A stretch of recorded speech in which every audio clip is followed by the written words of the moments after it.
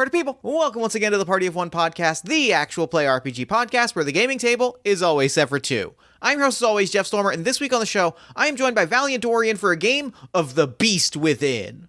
The Beast Within is a role-playing game inspired by 80s and 90s grunge fighting games. You are a therianthrope, a humanoid with the ability to shift into a werebeast. You are monstrous and you are human, you are just and you are wrathful, and which will you choose? Your humanity or the power of the beast within? I don't know if you can hear the excitement in my voice, but this game is so laser focused at the stuff that I love that it really just captivated me from moment one, and it was just an absolute delight getting to play it. I am pure in my heart fighting game trash, and I grew up with games like Killer Instinct and Bloody Roar, and this game is so exactly my speed, and it's so wonderful to play. We had an incredible time playing it. I think we really captured the heart of what makes these kind of fighting games so freaking cool, and I think you're going to love listening to it. The game is currently available for pre-order at valiantdorian.itch.io with a Kickstart guide coming out, if not at the time of this recording, in the near future. Check out the game and pick up your own copy at valiantdorian.itch.io, or you can check the show notes for more information. Now, in addition to being the game's designer, Valiant Dorian is also a Twitch streamer, host of Dicey Banter, which is a really wonderful TTRPG interview show. He is also an actual play performer, a cast member on Transplanar. He was just nominated for a Crit Award for his role in the Chaos Protocol. And he's just a wonderful presence in the TTRPG spaces we occupy. You can find more information about all of the things Valiant is working on at valiantdorian.car.co, or you can check the show notes for more information. Now, before we dive in, a special thank you to Christopher Byram, our newest Patreon backer. Thank you so much for supporting the show, as well as all of the other things that we put time and energy into in a given month. Patreon backers get early access to episodes, bonus audio, unedited Party of One episodes, and other cool, weird stuff. You can find more information about that at patreon.com/JeffStormer. And with all that said, let's go ahead and throw it over to me in the past so that he can get started with the show. Take it past me. Thanks, future me. I am so very excited to be sitting down with Valiant Dorian today. Valiant, thank you so much for coming on Party of One.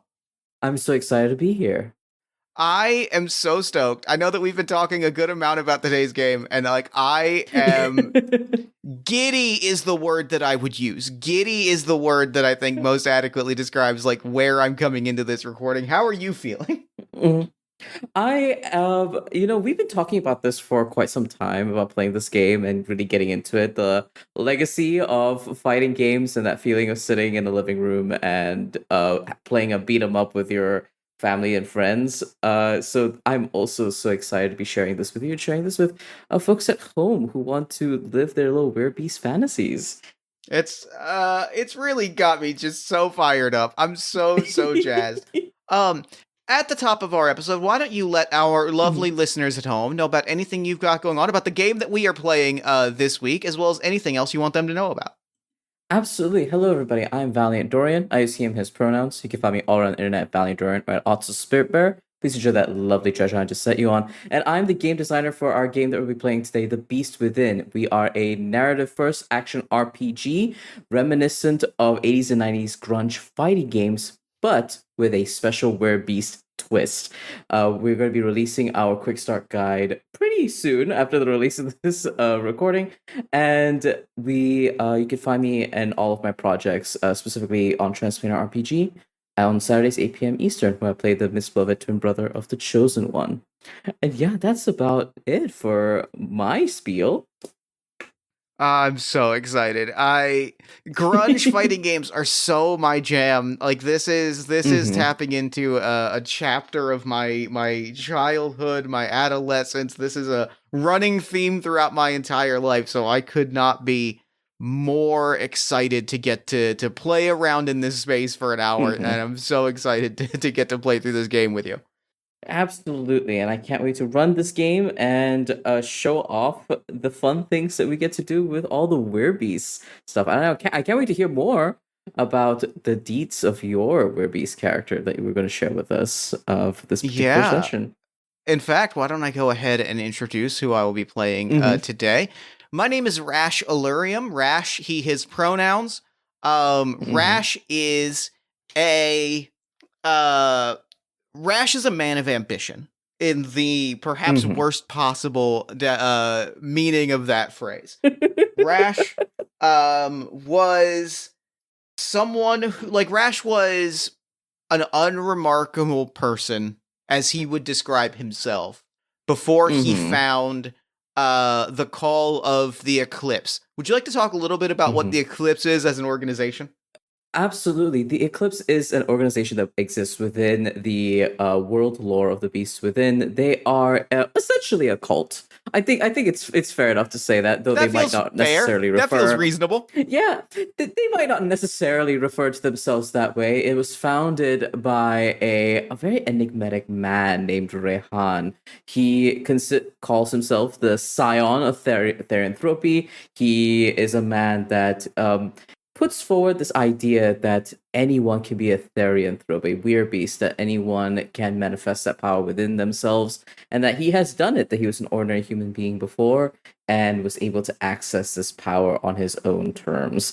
And that is what the eclipse is about, is gathering a bunch of like-minded individuals who wish to seize power in this way, seize the power of therianthropy, and become the next generation of therianthropes, as Rehan would put it. And that's pretty much the gist of the eclipse. They are a cult that focuses on ways of achieving and acquiring power, specifically the power of that of weird beasts.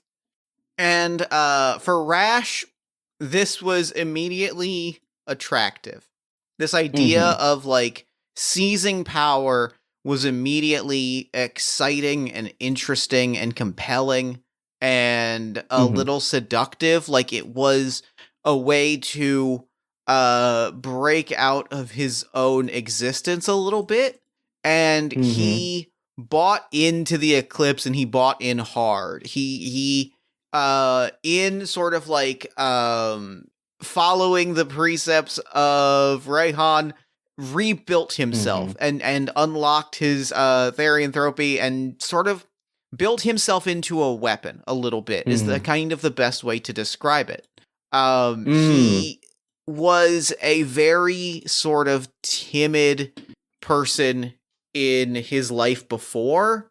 Mm-hmm. He certainly was a self-described pacifist. Like, he did not want to hurt anyone. Mm. That is the thing that he sacrificed to become powerful among the Eclipse. He is now a weapon. He is now an enforcer, and Mm-hmm. increasingly he has been positioning himself as the future of the Eclipse, the dream of the Eclipse realized. uh Mm. the knife at the right hand of Rayhan. Like, he has Mm-hmm. very much embraced this idea that he is going to be uh the embodiment of the power that the Eclipse seeks after. Mm. And uh for how talk to me about what the response to that has been among other people in the Oh, organization. oh well, I can imagine that for the most part, having someone as dedicated and as committed to the cause, I think, is always appreciated in an organization like the Eclipse. This is a cult, an organization that demands a lot from you, and it seems that Rash is someone that is more than eager to give everything his all, especially when the Eclipse is concerned. Um, and it is very interesting that Rash's ambitions lay closer to the side of Rehan and closer to the future of the eclipse. It's very interesting because in a very similar way, Rehan is also someone who thinks that way. Rehan is also a big picture thinker, someone who sees what's beyond and not just what is immediate.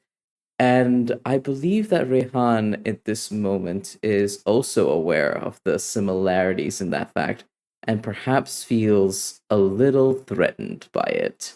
Sure. For he is a man that stands at the head of the eclipse, and unlike many other entities, Rehan is definitely a jealous god for sure. Understandably so, especially, like, I think there's sort of a push and pull between Mm. Rash and Rayhan. Like, there's a sense of Rash on one level idolizes Rayhan for everything Mm-hmm. that Rayhan represents. On the other hand, there is a clear sense that Rash sees himself as sitting on that throne sooner than later, and there's this sense Mm-hmm. of I'm not sure. Like, I think where Rash is at the start of our story, he's not sure Mm-hmm. that he needs Rayhan. Like the Oh yeah. he has bought his own hype to a degree that he is no longer certain that he needs the teachings of Rayhan to be the embodiment of the power that he wants to achieve. Absolutely. And I think, similarly to on Rehan's point, there's still a mutual respect. I mean, maybe up to the point of whatever happens at the beginning of this episode, but there is an admiration that Rehan certainly has to Mm-hmm. probably his finest pupil at this point, someone who truly kind of gets the allure of the power and the primality in which you should be able to use it. And but with all of that, having Rehan, who is a man who's kind of suffered no rivals up to this point, I doubt he'd want to suffer yet another rival who is more like himself than other challengers who have come before him. Yeah, I can't imagine that he's thrilled about that. No, I don't think so. No. But he will attempt to be very chill and cool about it in his own Sure. way. I think up until the moment that our story begins, where talk to me about Mm-hmm. what has just unfolded at the start of our story, and then we will kick Mm-hmm. things off and dive into some action.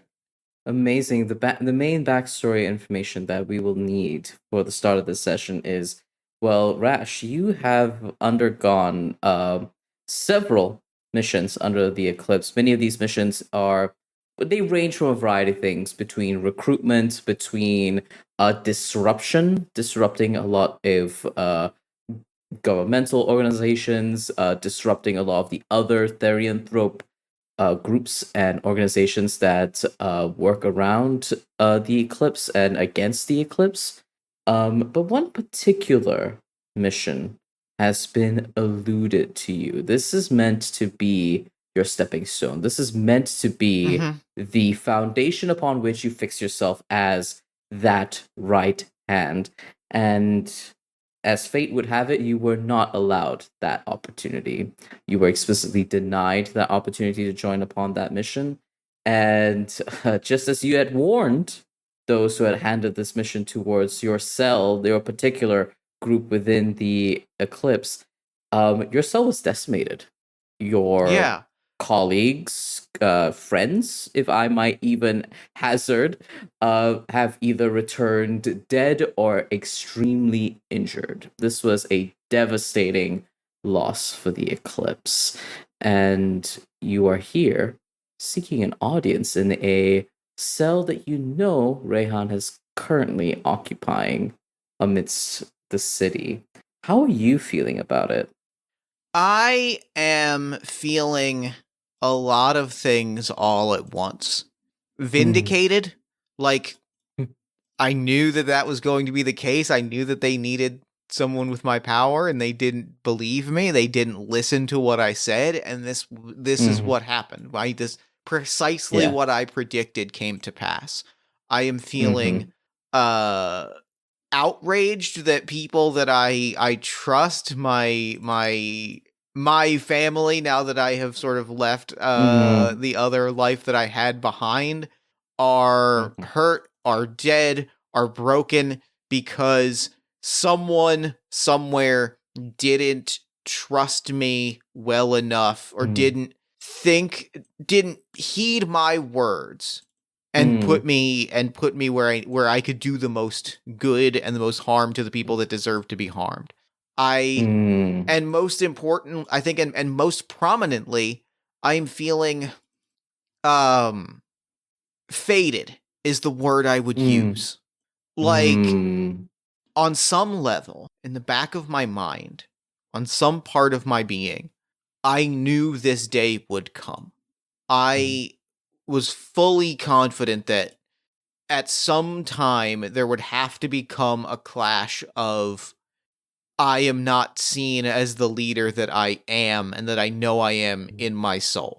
I knew Mm-hmm. this was going to happen, and it is simply what happens when somebody outgrows their teacher and their surroundings. There comes a point where that clash is inevitable, and perhaps part of this is on me for waiting until that moment occurred to have this confrontation. But the confrontation is Mm-hmm. here, and it is ugly is the word that I would use for it. And ugly it indeed is. And this is the clash of old and new, of old ideals against new blood. And I think with that, if you're comfortable, Jeff, we can get started then Yeah, let's into jump in. into the world of the beast within. The moon heralds a great omen tonight. She is blood red amidst the darkened night sky. She would be accompanied by stars, but the bright city lights below have choked their brilliance. A total lunar eclipse. How fitting.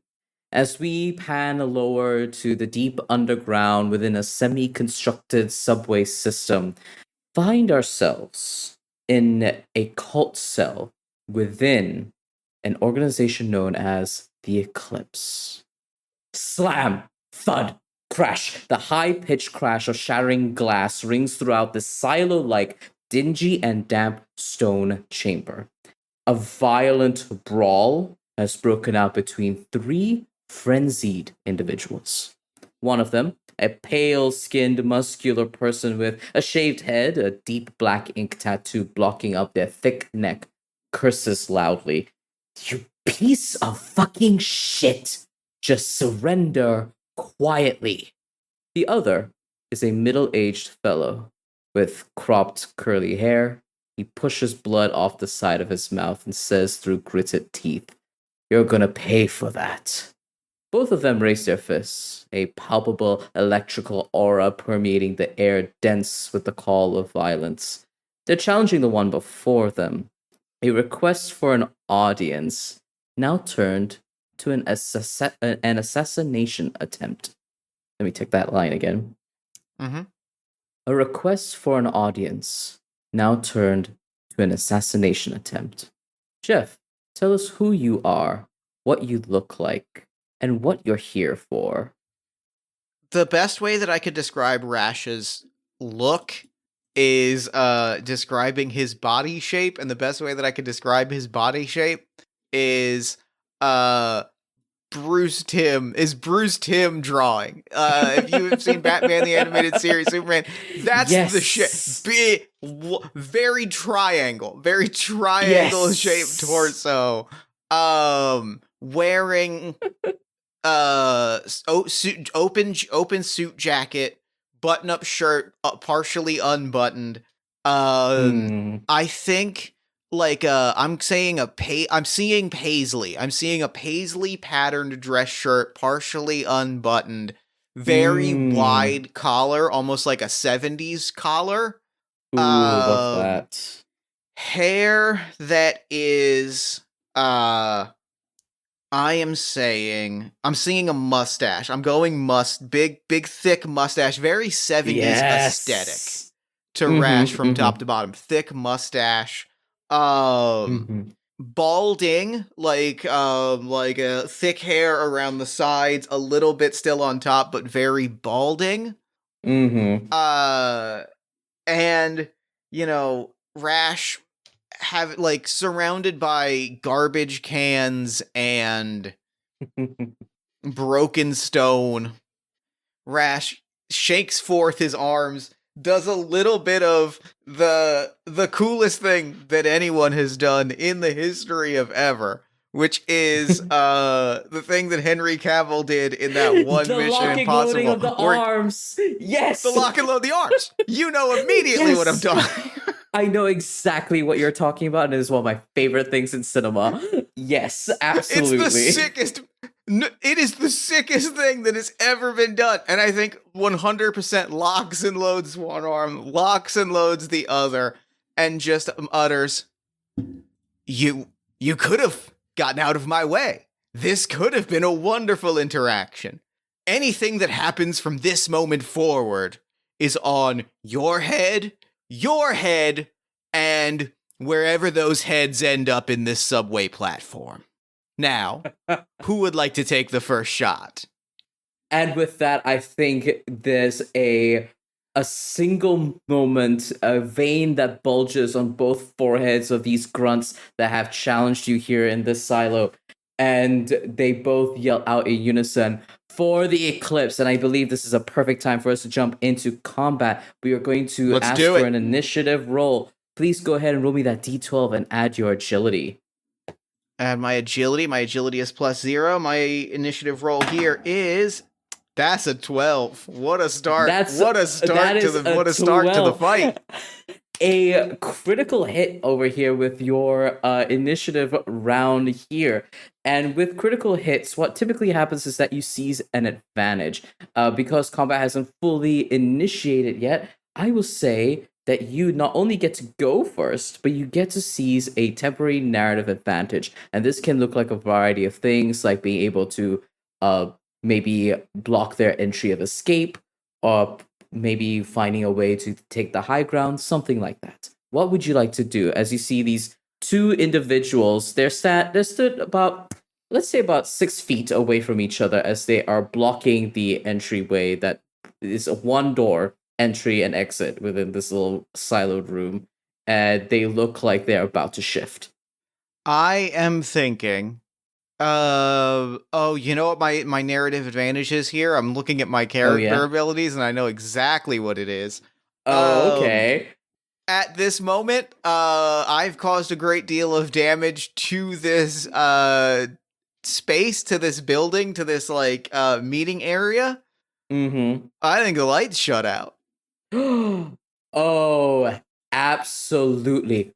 I think stylistically we get the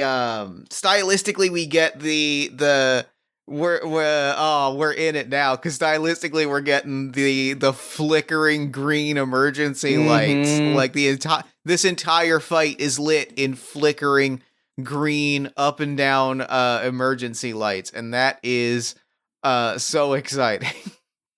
Absolutely. The lights go out and it's this heavy thunk sound as the lights go out, and these bright green emergency lights begin flickering, and they don't say anything, but you can taste it, Rash. You can taste the trepidation that's in the air, the anxiety of two therianthropes now thrust into darkness. What would you like to do next?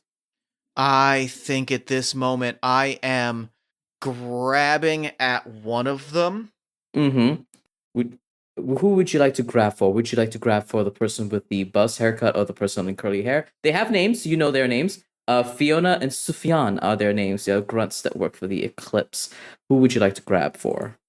I am going to grab at Sufyan, and my goal here is to kind of we're in fighting game land now. We're going okay. I'm dropping some terminology. I am command grabbing Sufyan and throwing Sufyan into Fiona. Like, it is a grab Sufyan by the shoulder and belt and basically use Sufyan as a battering ram to bash into Fiona. Absolutely. That sounds like a might roll to me. So go ahead and roll your attack, use your d12 and add your might. Okay. That's not a good result. I believe specifically bad thing happens.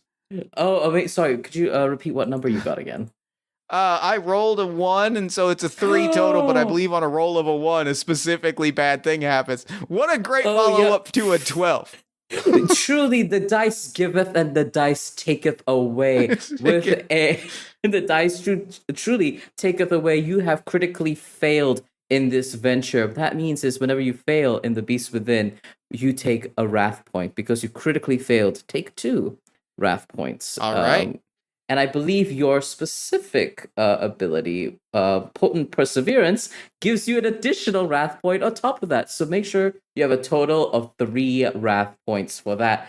And with a critical failure, I believe what happens in this moment as you command grab Sufyan, or attempt to at the very least. You grab his shoulder, you grab the belt, and you feel like you've got it. Right? You have the element of surprise, Mm-hmm. you've grabbed them, and you're ready to charge them.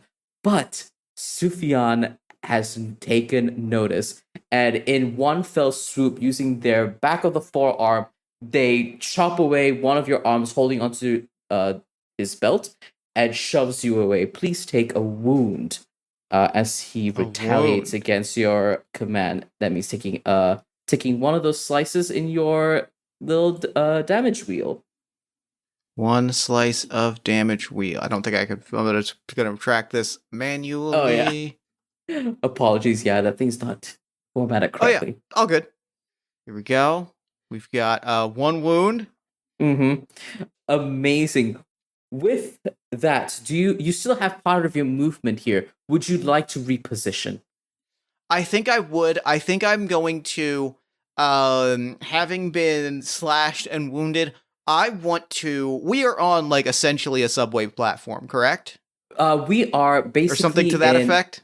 we are underground. So we are in we're basically in one of the many chambers that exist within a Got it. semi-constructed subway system. So this might be a repurposed like subway silo room where power and generators might be put in.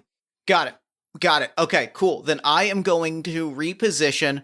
I'm Mhm. gonna like try and spot a generator and reposition so that the generator is to my back.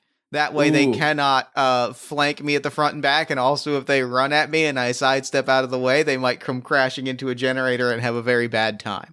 absolutely. You reposition, taking the darkness to your advantage as you sweep across and back yourself up towards this generator.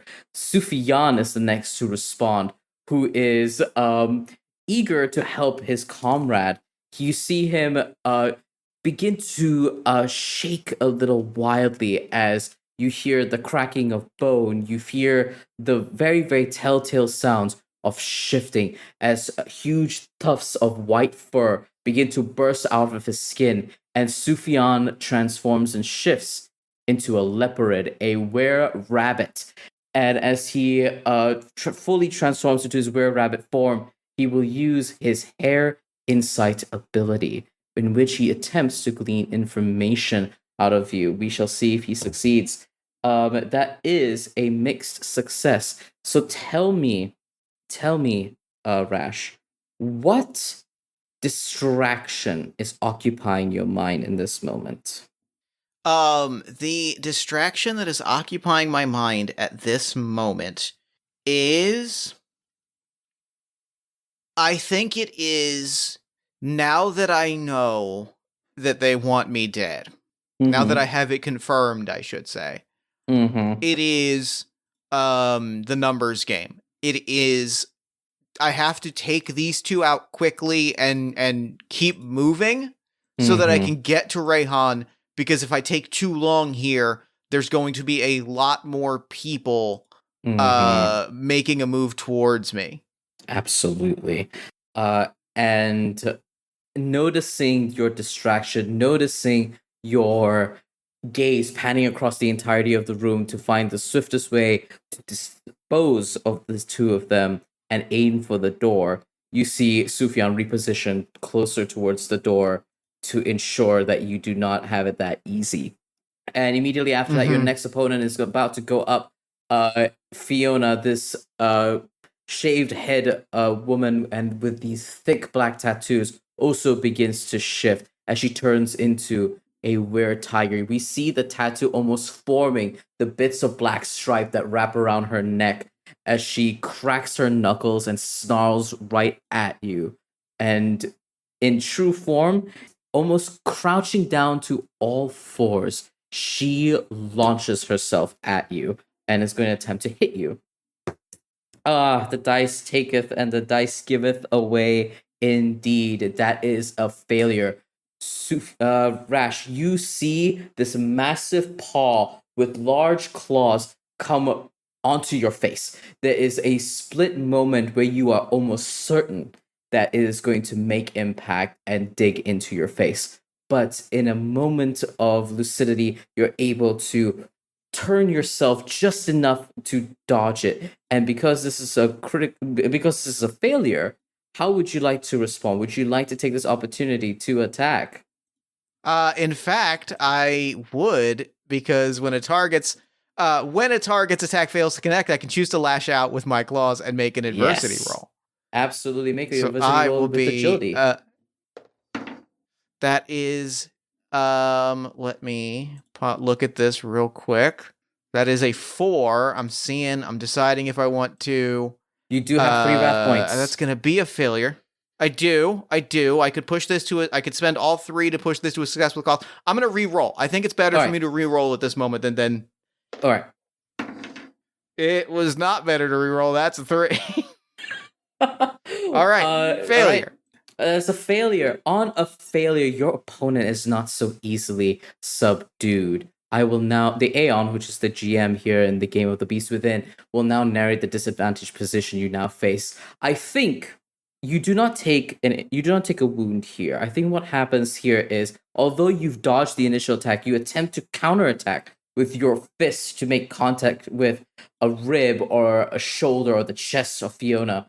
But what ends up happening is that Fiona notices this and launches her other fist onto the other side. Now you're both locked in to this position and stuck here for a while. You're not unable to move from this position because Fiona has got you locked down tight. You haven't taken a status condition, but that's just a narrative disadvantage you now face. And with that, we come back to you.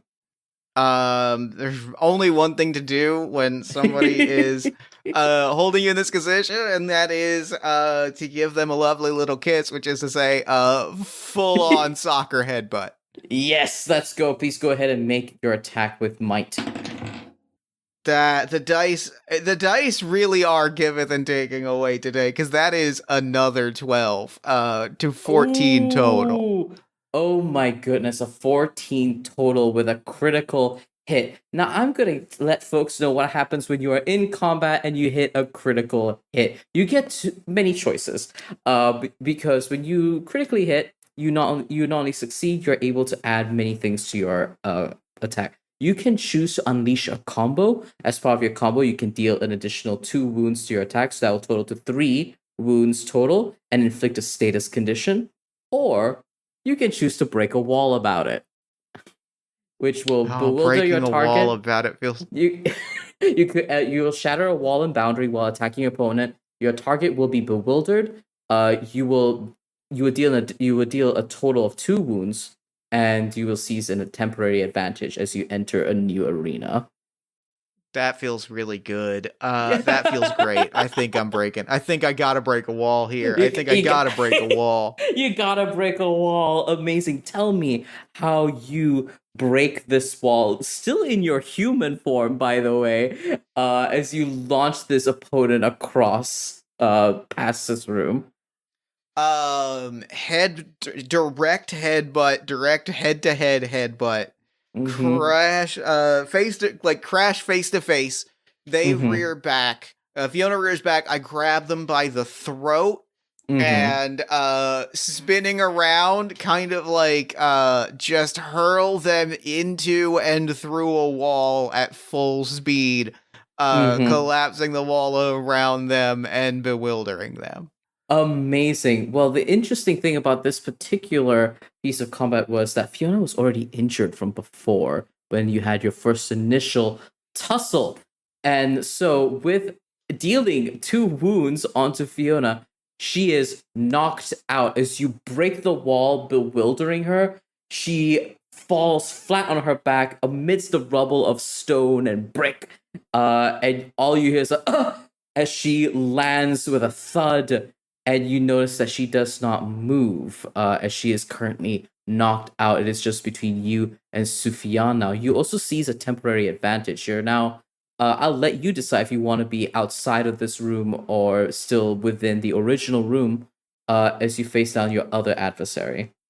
I think I'm heading into the new room. All right. I think a new environment and the drop is my narrative advantage. Like, All right. there is now a space that is they have been hanging out here. This is their home turf. Now I'm on my territory, which is a new Yeah. environment in the dark underground.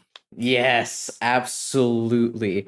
And as you seize this advantage and you take that movement to enter into that new space, Sufyan realizes that his companion is out of commission, and he just mutters loud enough because these stone walls echo his own voice.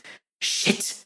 Oh, Fiona, shit! And as he begins hopping forward, as there's a white hair leaping forward to try and uh, double check where you are amidst the darkness. I think he enters just past the threshold after the wall break and notices you and will attempt to take you down or try to restrain you here a little bit, and will use his ability, Springing Kick. You see Sufyan in this hair form bounce between either foot and leap forward. We'll see if this attack connects agility. It is a mixed success. So with a mixed success, what happens here is they do land an attack on you. So please take another wound, just the one, because it's a Okay, mixed success. sure. So you take that, and you are not knocked down, which would have been what would happen if it was a clean success. They would have downed you.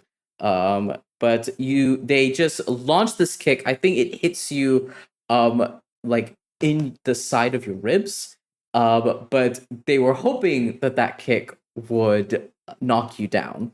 But there's a moment of dread that flashes past Sufyan's face when he realizes that you're still standing right in front of him.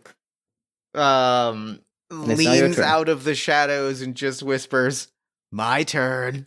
Yeah. And I'm spending some spirit. How much spirit do I need to spend to transform at this you moment? you just need to spend a single spirit to transform this moment. Please. I am dropping my spirit from 3 to 2, and I rear back. I have taken off the suit jacket. I have thrown it to the side, and I start bulking up. You know, like it is getting increasingly. It's like it is larger, but not. It's I'm getting bulkier, but not explicitly like in a jacked way. Just like thicker and heavier, and like growing in that way. I am getting what I always like to describe as like wrestler barrel built, Yes. where it's just like thick and fat in the belly, thick in the arms, and just looks like you could throw a barrel. Yes. And the shoulders spread apart as I lean forward. I kick off these very expensive white and black Oxfords that I've been wearing. Oh my I goodness. slide out of them just in time for my socks to explode into like clawed web feet as my hands do the exact same thing. Yes. And I like smile wide, and my smile keeps getting wider, and it gets a little bit too wide as my face expands forward. And I take my transformed form as a gigantic humanoid platypus. Yes, a weird platypus here of the talent archetype of the beast within. And as you burst out of this, what color is your fur actually? This is very, very important for me to know. It is deep purple is the color of the fur. Love that. As you launch yourself into this shift, into this transformation, you feel coursing through your blood that primal power that you have given and paid so dearly for coursing through your veins. And as you stare down Sufyan, who has realized the predicament he's put himself in here, what do you do? I am going to I'm going to use my claws to try and trip my opponent. Yes, absolutely. Go ahead and use Make your an tripping claws adversity ability. roll with agility. Mm-hmm. That is a 5. I'm going to spend a wrath to reroll that. Go ahead. That is an 8, a success with a cost. Success. That is a success with a cost. Fantastic. What happens here is, while you are attempting to trip up Sufyan, and I think this kind of, instead of kind of like tripping someone, this definitely looks like you probably grabbing Sufyan's leg and attempting to throw them downwards onto their back. And as you do that, they're a lithe wear hair, right? So it's not quite easy to down them. But what you do in the midst of holding them up and attempting to launch them is whack them against a stony pillar.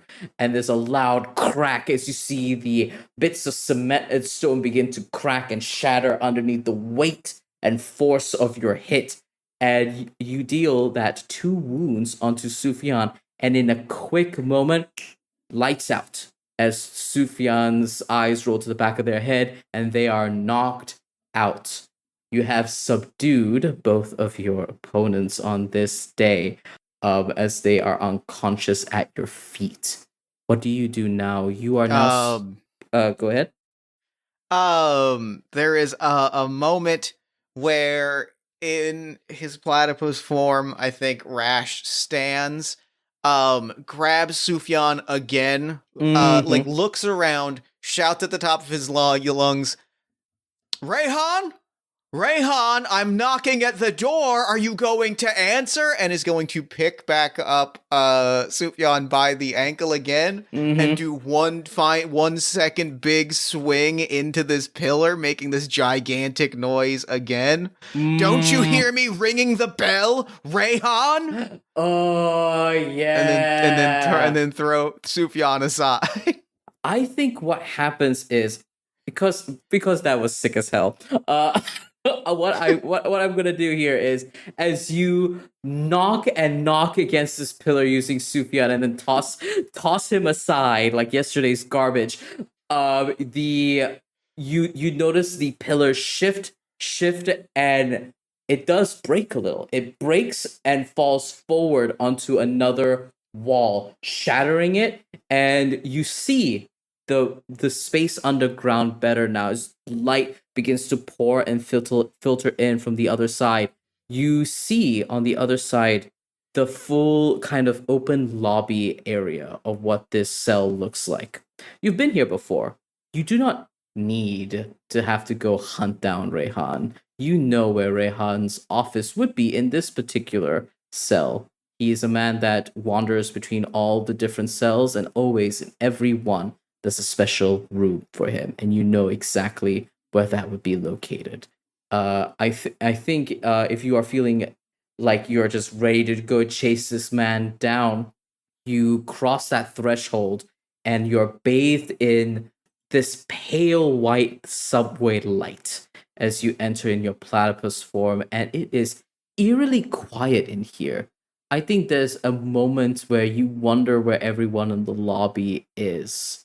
But as you enter and you walk past, you see all of the walls littered with the words and words of inspiration, posters about the eclipse, all of the values that exist within the eclipse about shattering your humanity, welcoming primality, seizing power. And you arrive at this main open area close to a subway platform, and you see a modernist statue of the man himself, Rayhan. This statue is built of metals and pipes twisted and curled together to form the form of a tall wolf that's snarling. There are these bright LED lights that are set into the head of this wolf that shine a bright green and gold. And it almost looks like the statue is mocking you as the lights begin to flicker a little. And you see a little nameplate at the bottom. He who is greater than humanity, the scion of therianthropy, the true wolf, Rayhan. I now want to ask you, what do you do, and how are you tracking Rayhan down? I think Rash is walking arms extended as this like iridescent light, or this incandescent light is beaming down on him. He's walking, arms extended, almost eyes closed, like he's basking in a spotlight. He arrives at this platform. He sees this statue, and he looks to the left and he raises an arm. He looks to the right and he raises an arm. Gives one final stretch, stands, and looks smiling full wide with his platypus face. Don't ask me the logistics of what that looks like. We all good. You can feel it. It's a vibe more than anything.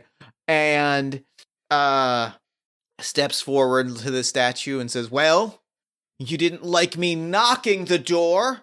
Maybe I should try something a little harder." And I run full speed at this statue to do a running shoulder check to knock this statue into the ground. Absolutely. You charge at the statue. Please give me a roll. Give me that might check real quick. D12 plus your might.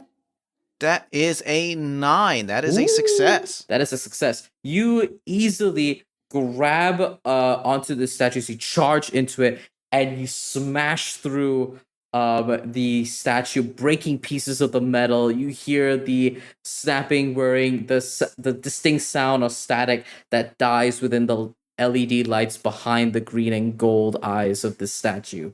And you smack through. I think in this moment, you do start to hear activity as you hear the footsteps of many boots marching around. You hear panicked noises as it seems that the other cell members have caught on to you being here.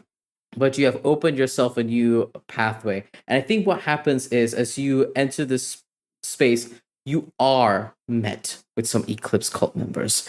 You see 5 individuals that march through, hearing this very, very loud, not subtle crash, seeing the visage of their leader at your feet, and they pan their gaze up to you and all begin to shift as all of these 5 people are now going to attempt a lovely chase sequence as they're hoping to usher you out and capture you. Amazing. What we're gonna do here, I think, is you are gonna tell me how do you want to, because I don't think these grunts are your priority right now. I don't think you care about them. No. I'm going through these grunts, not dealing with these grunts. Absolutely. So tell me how you're gonna approach this as you try to maneuver past these 5 individuals. I am seated on top of the downed statue. Like when they arrive, I've got one leg propped up, one leg dangling down, my head resting in my hand on my knee, and I'm sitting looking out at them going, "Well, that took you long enough. Look at all that I was able to do in the time that it took you to get over here. Have you lost your mind? You should really work on your efficiency." Have you lost your mind, Rash? Jumps down off the statue. Let's find out, shall we? And I am, again, shoulder down, football charging through them in the opposite direction to just, to basically, like, explode a pathway. Explode a pathway through them that I can then run past them to get towards Rayhan. Absolutely. You know that Rayhan's office room is just a good speed away from here. If you can wrangle out of here, then you will find him. He has to be there. And I think what happens in this moment is you... this sounds like a metal roll to me, actually, because you want to be able to keep your footing as you charge through 5 individuals. So go ahead and give me that roll plus your metal. That is a 6 plus 2 is 8, so I'm going to spend my last point of wrath to bump that up to a 9 and take a full success. Amazing. Take that full success as you hunker yourself low, and these other grants say, "Listen, man, we've respected you a lot. You just come quietly. I'm sure Rayhan just wants to speak, just wants to talk." You know what I bet it looks like that I'm realizing fucking rips? Yeah. I'm thinking about, like, platypus movement. I'm definitely like dropping down onto all four, and when I shoulder check, it's like I'm just hurling myself on my like hind or webbed paws and just hurling myself shoulder forward. So it's like half body check, half like running tackle as I just like kind of almost bowling ball Yes. through these schmucks. You bowling ball your way through these schmucks. There's a moment where one of them attempts to speak, and it's like, Rash, come on, as you smash through, knocking the wind out of their bodies and wheel past them. These burly, masculine grunts that you've treated like nothing but bowling pins amidst your own strike. And you barrel past them, and you hear it everything all at once. The sound of panic, the sound of moving boots all around the cell, and the alarm and sirens have gone off, making bathing these rooms, these next few stony chambers of the subway, in a bright red light as you charge forward. He is within your grasp now as you are charging, and you are steps away from his office. How do you enter? I scraping the stone floor of this platform. I bring myself to a halt. I roll forward onto my feet. I stretch out my hands. I shake myself loose. I wearing this like the sleeves have been blown out Incredible Hulk style, but absolutely. the paisley shirt remains. Mm-hmm. I adjust the edge. I adjust the unbuttoned portion of my dress shirt, and like in a way that is mockingly gingerly, right? Yeah. Like it is courteous, but using courtesy as an insult, I give the door the slightest.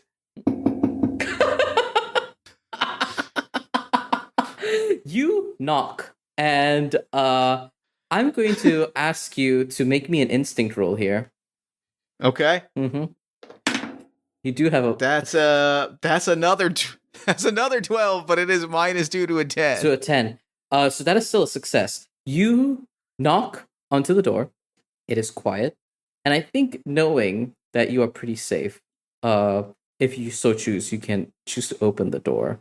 As you peer inside this room bathed in darkness, you notice a empty room, an empty office as you enter, and there's a moment where the tension spikes. You feel your fur stand on end as you enter and step through.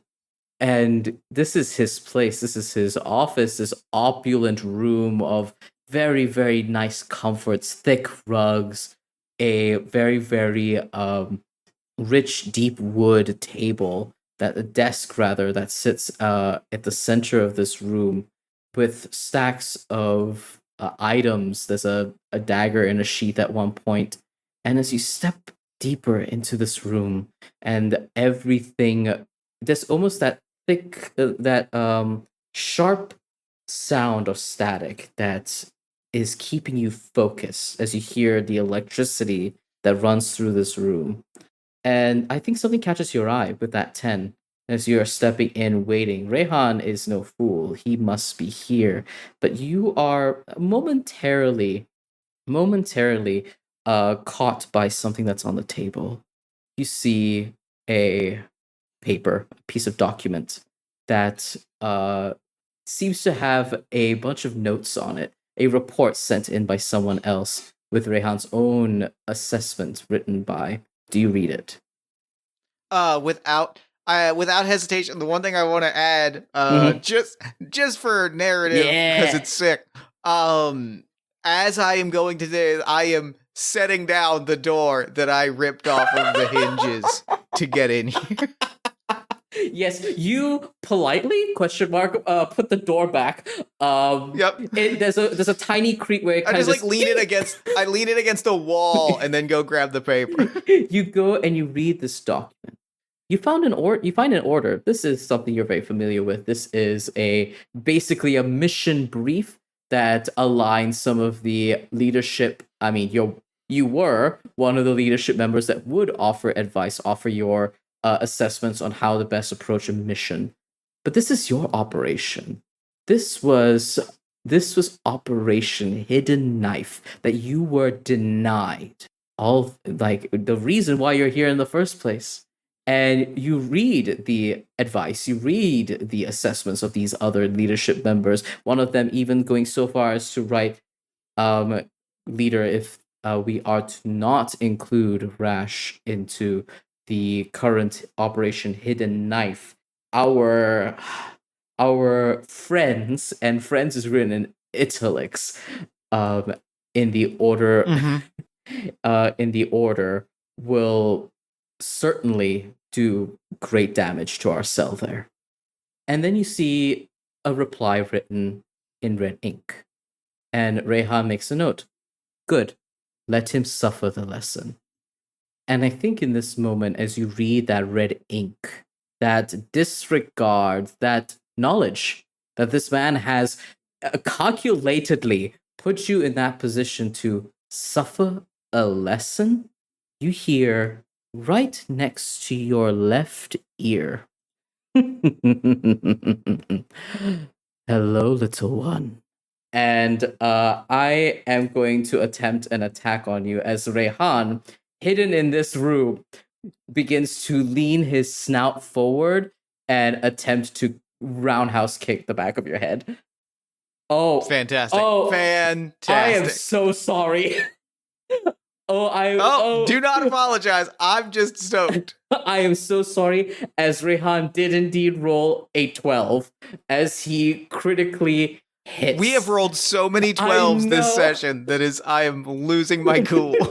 We absolutely do. And I think Rehan catches you off by surprise. And in this roundhouse kick, instead of unleashing a combo on you, because that's no fun, he instead chooses to wall break. And he launches you through this one swift kick to the back of your head, bonk, as you crash through this wall and land onto subway rails, past the platform, right onto the dirt and rock beneath these metallic plates. And you see him swathed in dark black and white, almost like off gray fur, as he approaches, laughing and chuckling, this deep rumble within his throat. He has shaggy black fur with patches of gray adorned on his head now that he's bathed in the incandescent lights of the subway. You see sparkling into vision the crown that he wears upon his head, a two-pronged crown with a precious red stone set at its center. His eyes glow a green and gold amidst the shadows here, the eclipse. As he chuckles, he's already in his wolf form, but of course you know that, dear Rash, because you have never seen Rehan ever in his human form. He's never appeared to anyone as a human.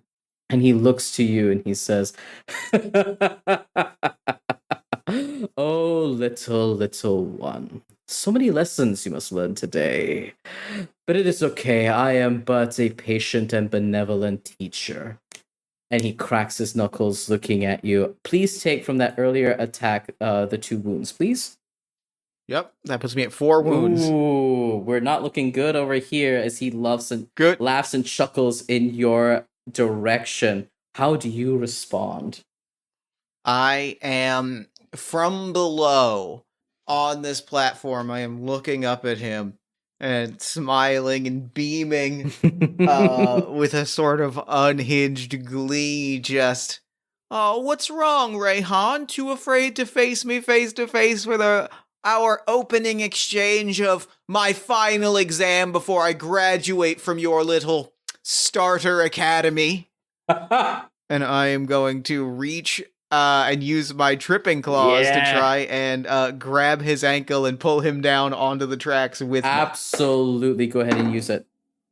That is an 11. That is an 11. That is a success. You indeed down the target, and he takes 2 wounds as you slash forward, and you do knock him down onto the platform with you, and there's this crash through the metal as you bring him down into the dirt, and he chuckles also in this unhinged fashion.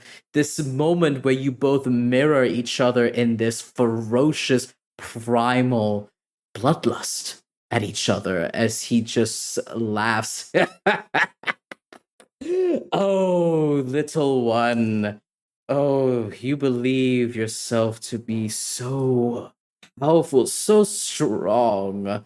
And that glinting gold eye catches you in that moment and looks at you as he says, "But you forget who made you." And I think this is where he will growl forward. And in that Mm-hmm. light that you see glinting within his eyes, you see him look at you, then behind you, as you realize that the railway system that is now bathed in light, a bright yellow light, and a loud chugging begins to come from directly behind you. As Rayhan, uh, in his wolf form, launches himself forward, attempts to bite you, and to launch the both of you onto an incoming subway train. Yeah. Yeah, of course he does. Of Of course course he he does. does. What else is possibly going to happen in this moment? Why go to safety when he can instead launch you both on top of a moving train? That's more fun. Yeah, So he's for going to sure. use his tear and toss ability, where he's going to attempt to grip you and toss you. So we shall see if that gets through. That is a mixed success. So he does indeed grab you and launch both himself and you onto this subway train. Crash. You do, because it's a mixed success, you do not take any damage. You are just launched on top. And as he lands there with you, his teeth gripping onto, I believe, like your shoulder. I think he's gripped you onto your shoulder and biting down, holding you down. You get a moment to retaliate here. Go ahead and make an attack roll. I guess first thing I want to check Yes. in on, does this count? Mm-hmm. Yeah, it didn't take any wounds. Does that count as landing a blow? That does count as landing a blow. I am going to attempt to harden my resolve and intimidate my opponent. Go ahead and roll with your metal. That's a 12. That's a 12. That's a 10 plus 2. Absolutely. You tell me how you harden your resolve and attempt to threaten Rehan. I think here's what it is. Here's exactly what it is. We're on top of the moving train, or we're on the tracks with the train coming towards us. You are now he's launched you. This is in a bullet time as the subway train is speedily hurling into your direction. He grabs you on the shoulder, kind of somersaults onto the top of this moving subway train, and pins you down onto the roof and ceiling of this moving subway train. His claws have dug deep into the metal as he's holding you there. Okay. I know exactly. I know exactly what I'm doing. Right. I've grabbed him by the throat. I've pushed myself into not a standing position, like a seated position, as I'm like climbing to my feet, and I'm holding him. And it is just like, it is a real test of strength moment, and we're not budging. Yeah. But the thing that we see approaching rapidly as we are on top of this train is like a metal bar or like a metal beam, Yes. right? Or the top of like a tunnel where like we will be killed if we could hit this on top of the train. And the intimidation is just holding and like locking eyes with Rayhan and just muttering, "Oh, how strong do you think you are, Rayhan? How much damage do you think you can take?" Oh, I love that. So as part of the threatened condition, you have threatened him. So as the target now has disadvantage on attack rolls and ability rolls that target you for the next turn, and you get to choose one of the following effects. Do you want Rayhan to 1. Reveal a weakness, concede a temporary advantage or lose focus on their objective. I think reveal a weakness is what I want at this moment. Oh, for sure. Uh, I think as you look into his eyes in this moment, and as although both of you are incredibly unhinged, bathed in primal bloodlust, you see Rehan acknowledge the threat that you are promising. Because if he pins you down here, you're both going to get killed or gravely injured at best. And as you hear that deep growl, as he is kind of like holding on to you, contemplating what to do, you do see a weakness. Rehan did not come to the position that he is in being reckless. He is not. You both may be unhinged, but funnily enough, you might be more unhinged than he is. And he has self preservation. And this moment, as he reveals his weakness, he unhinges his jaw off of you and slams himself flat onto the top to avoid that protruding beam as he launches himself away from you. And I think at that moment, I also drop, like, I drop down a moment later, but like taking a definite moment to like bask in whatever else happens in this fight. I got Rehan to step You back. got Rehan to step back, to take a moment for self-preservation. You didn't see fear in that man's eyes. You saw his ears flatten against his skull. You see a man who is so desperate to survive. He is a survivor.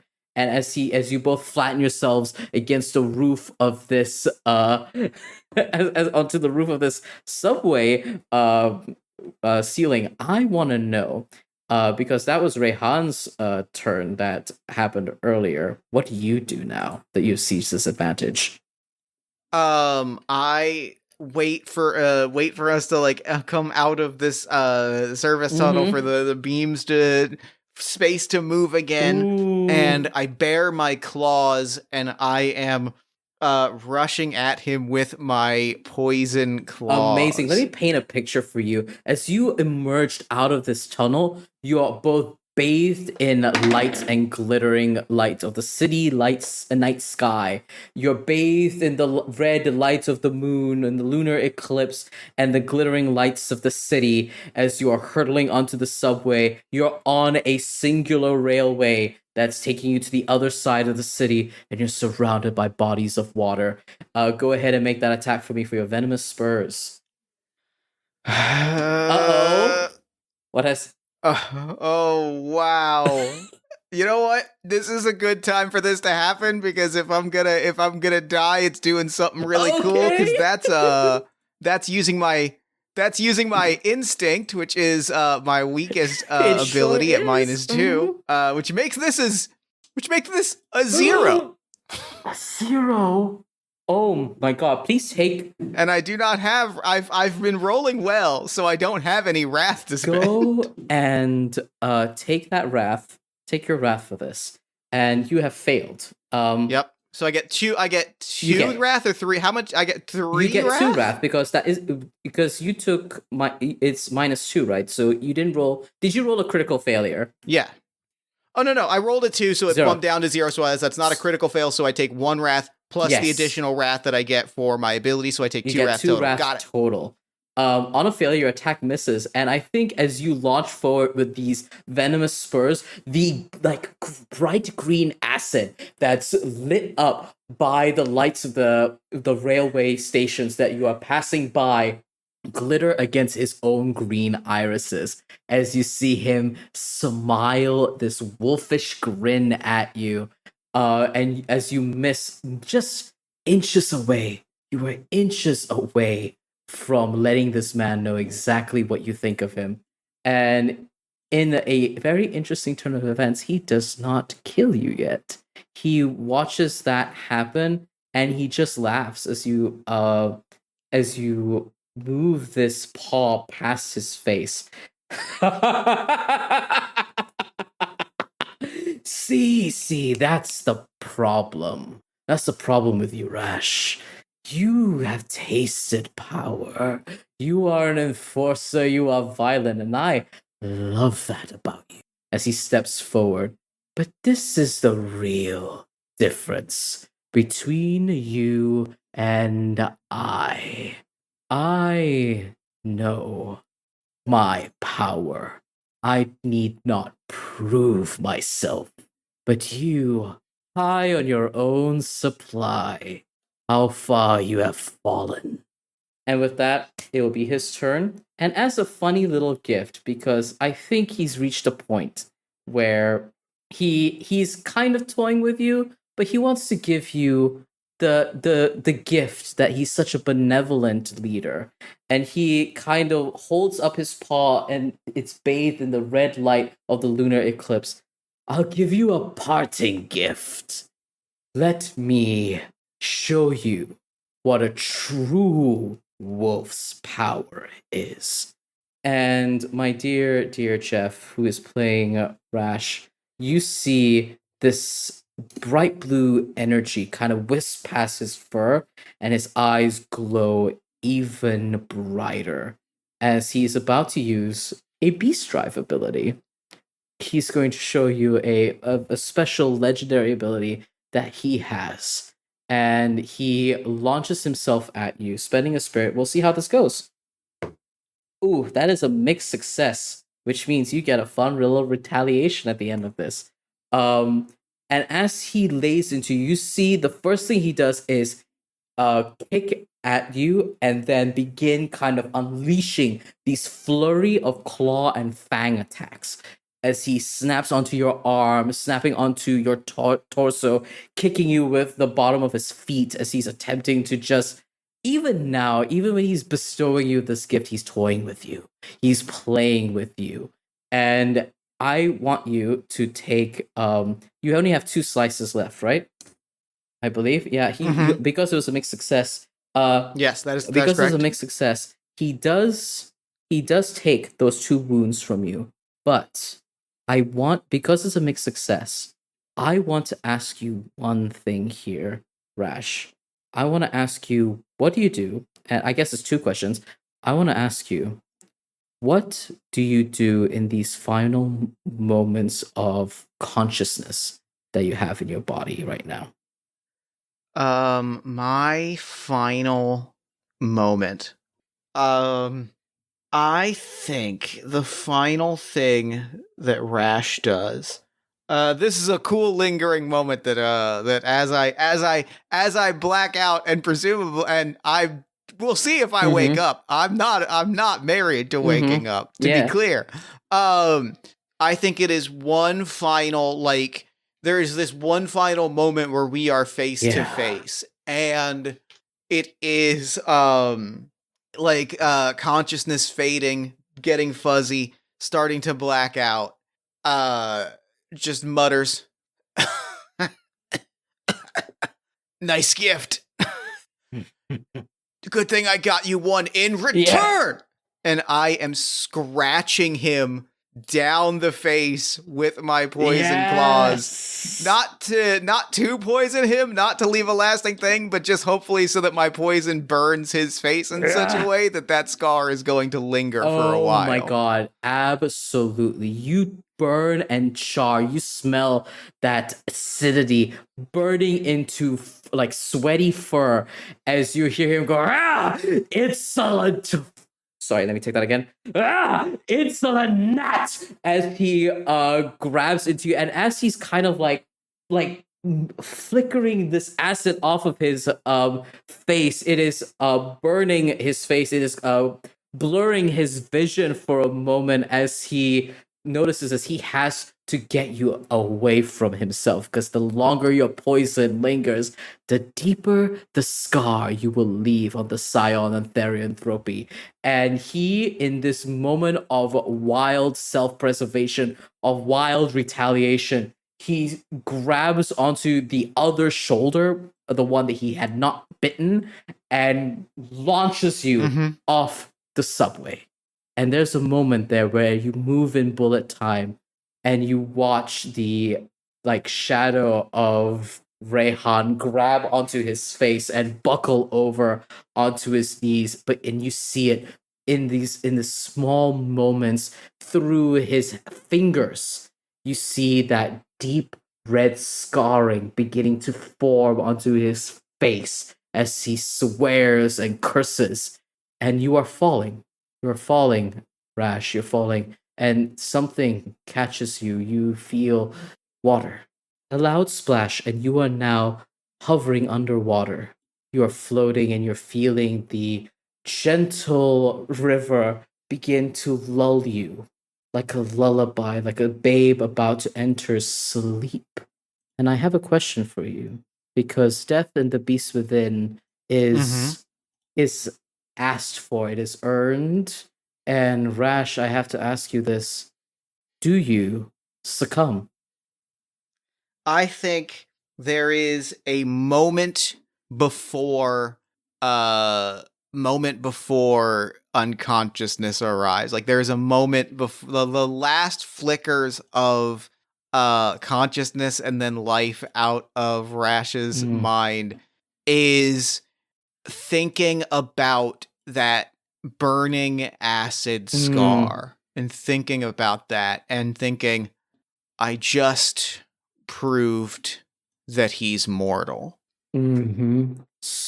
And we see underwater lingering for a moment, like a very smug smile form on his face as it fades, as it and Rash fade to black and our story comes to a close. There is just this big smile. I want to give you an face. additional gift for that. Actually, not only do you do you know he is mortal, Rash, but in those moments, you could have sworn you saw something else. You could have sworn, juxtaposed against the body of the true wolf, a moment where you saw a man with a mohawk haircut, with bright eyes and deep brown skin. You could have sworn you've seen it. A flicker of a moment of Rayhan's mortality. And with that, we close the chapter on Rash's story. Thank you so much. I hope you enjoyed your lovely foray. This fucking ripped. This fucking ripped. I'm so glad. I'm so thrilled. Holy shit, that ruled. That was so much fun. Oh, I'm happy with that. That was fucking great. Oh, I'm so glad. You took it like an absolute champ of. And here's the thing, for the folks at home, there is indeed a resting mechanic. Jeff just did not want to use it at all to recover any of the wounds. No, none. It wasn't on the table. Wasn't right for the character. Wasn't right for the story. No, I'm going to kill this man whether I die or not, and I appreciate the hustle. Oh, I am so happy. Let me ask you, what was your favorite moment from play? Honestly, my favorite moments from playing this with you, I have to choose. My half favorite moment is every single time you insulted him and were ringing in quotation marks, the door or knocking onto the door using people's bodies. My other moment that I really liked, that this is my major star to you, my most favorite moment, is that choice you made for your retaliation in that final moment to scar him. I think that's so deeply powerful in that moment for Rash to see the beacon of power that he sees and even know that that is vulnerable in those final moments, and to leave a mark. I mean, leave a permanent mark onto Rayhan after this. For folks at home, I am 100% making a version of Rayhan who is scarred as part of the lore now. Yes. Yeah, so that's my favorite. What's yours? What did you enjoy? That was so good. I mean, Rayhan fucking rips. Like, So every single monologue, I was sitting here pumping my fists in the air at, like, I was like, oh, I hate this fucker. This fucker rules. I am over the moon. The throwing me onto the subway was such a it immediately oh, this ruled. Like, this moment immediately kicks everything into high gear, and it just was absolutely fantastic. So glad. I could not be I'm happier. so happy that you enjoyed it. Do you have a favorite ability or favorite mechanic that you've enjoyed in playing through this? I feel like for Rash in particular, the potent perseverance was like magic. Was just like watching that wrath just tick up. And that first time when I rolled the 1 and it was suddenly like, oh, I have 3 wrath to play with immediately. Oh, this is gonna get fucking great. Like, the joy in that moment of going like, oh, now I'm locked and loaded, and now this is gonna get exceptional. Like, that moment was so joyful. I'm so glad you enjoyed the wrath mechanic. I noticing that critical failure immediately after a critical success, I just went, yes, the dice giveth and it sure do taketh away. But also fun for you to get 3 wrath points immediately off the bat. Very fun to just immediately get a toy to play with. Could not be happier. Thank you so much for playing this game with me. I'm just really over the moon. It is my pleasure. I'm so glad you've enjoyed the game. And honestly, anytime I will run this game for you. It's one of my favorite love letters to fighting games. And I think this is the vibe we can have more in TTRPGs, is where we could just go ham and fight on a subway roof if we so choose. Yeah. This was great. Thank you again. So real quick, before we wrap up, where can people find you, your work, in the game online? Hello, everybody. My name is Valiant Dorian. I use he, him, his pronouns. You can find me all around the internet at Valiant Dorian or at Otso Spirit Bear. Please enjoy that lovely treasure hunt I just set you on. And tonight, I've been your Aeon for this game, Escape from the Eclipse, along with Jeff here and our buddy Rash. If you would like to support this game and check it out, you can go check out our itch.io page, where it is under valiantdorian.itch.io/thebeastwithin. The quick start guide should be available in May for your perusal and your enjoyment, and you get to play your very own werebeast and maybe take Rayhan out for a spin with this quick start guide. You can also support me and the rest of my projects by following me on my social media, as I've mentioned before, and especially on Transparent RPG, where I play the misbeloved twin brother of the Chosen One on Saturdays, 8 p.m. Eastern, during our second campaign, The Chaos Protocol. Fantastic. Well, thank you once again for coming on the show and playing this game with me. I had the best time. I'm so glad. And now I'm going to throw it over to me in the future so that he can wrap up with the show. Take it, future me. Thanks, past me. And thanks again to Valiant for coming on the show. That game fucking ruled. I've been buzzing about this game in my head since we sat down to play.